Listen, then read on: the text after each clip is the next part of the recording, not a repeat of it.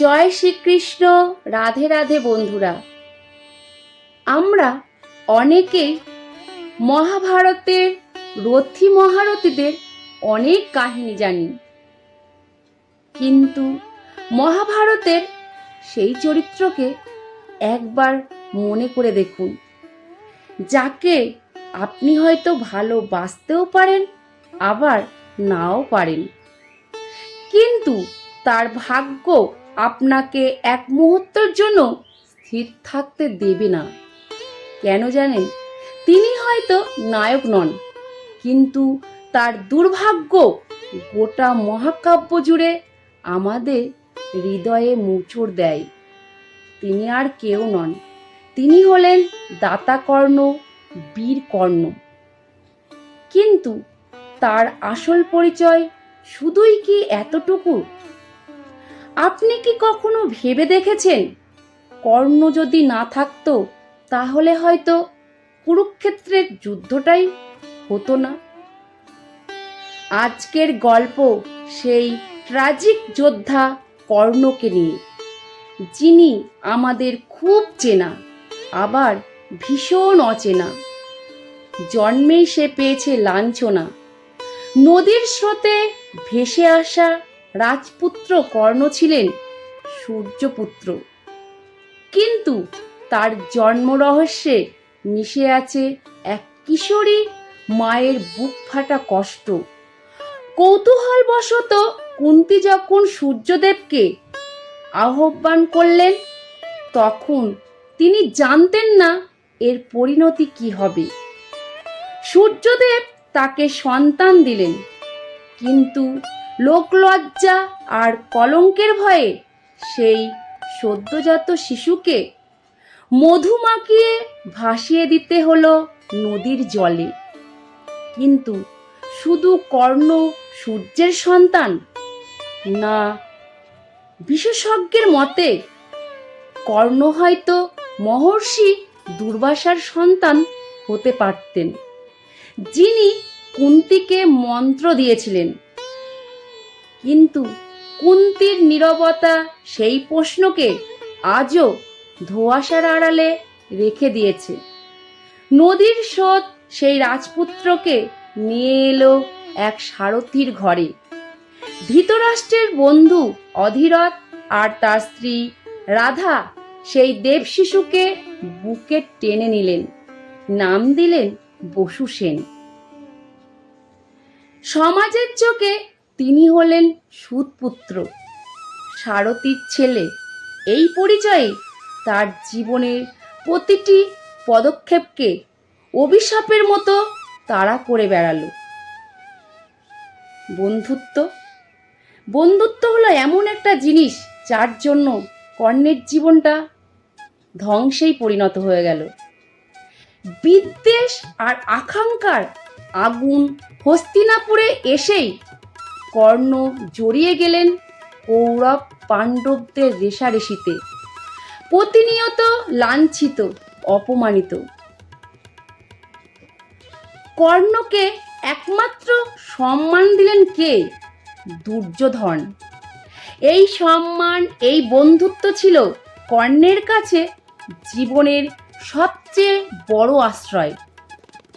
কর্ণের প্রয়োজন ছিল তার প্রতিষ্ঠার জন্য, আর দুর্যোধনের প্রয়োজন ছিল কর্ণের বীরত্বের।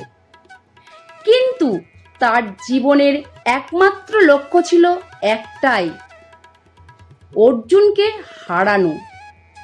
যখন তিনি দ্রোণের কাছে ব্রহ্মাস্ত্র চাইলেন, দ্রোণ তাকে সরাসরি প্রত্যাখ্যান করলেন।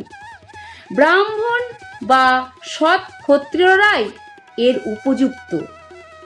এই অপমান কর্ণের ভিতরে বিদ্বেষের আগুন আরও বাড়িয়ে দিল।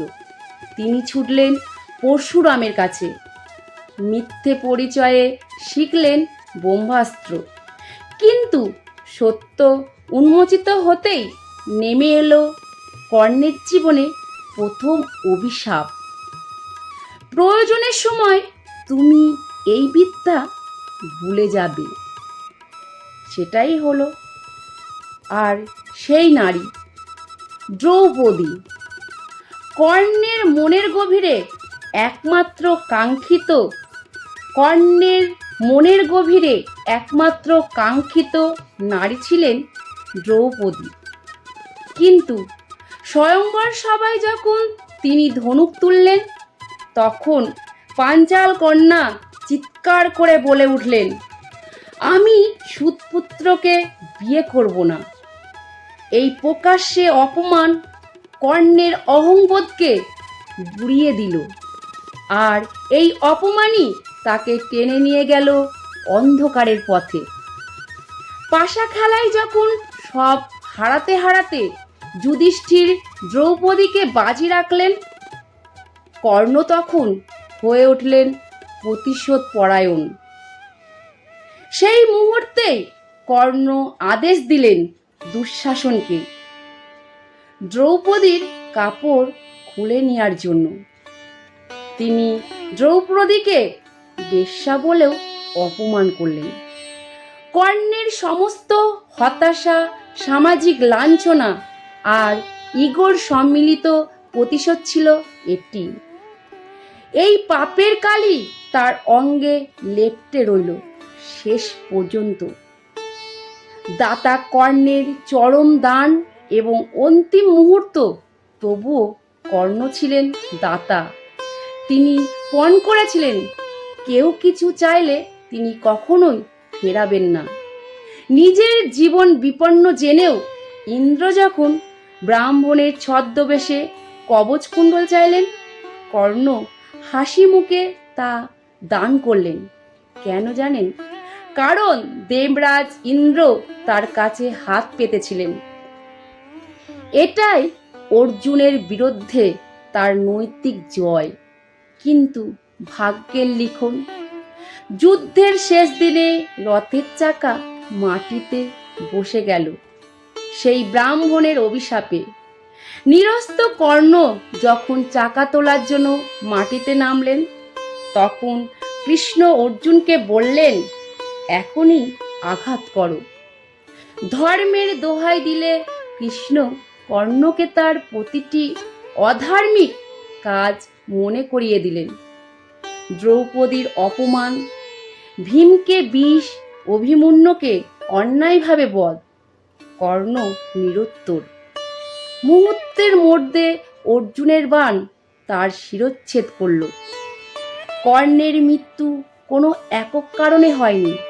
এর পেছনে ছিল তার অহংকার, হতাশা, দুর্যোধনের প্রতি অন্ধ কৃতজ্ঞতা এবং একের পর এক অভিশাপের চক্রবর্জে। এই ট্র্যাজিক হিরো কি নিজেই তার ভাগ্যের জন্য দায়ী, নাকি শুধুই পরিস্থিতি তাকে অন্ধকারের পথে ঠেলে দিয়েছিল? আপনার কি মনে হয়? কমেন্ট করে জানান। জয় শ্রীকৃষ্ণ। রাধে রাধে বন্ধুরা, সবাই ভালো থাকবেন, সুস্থ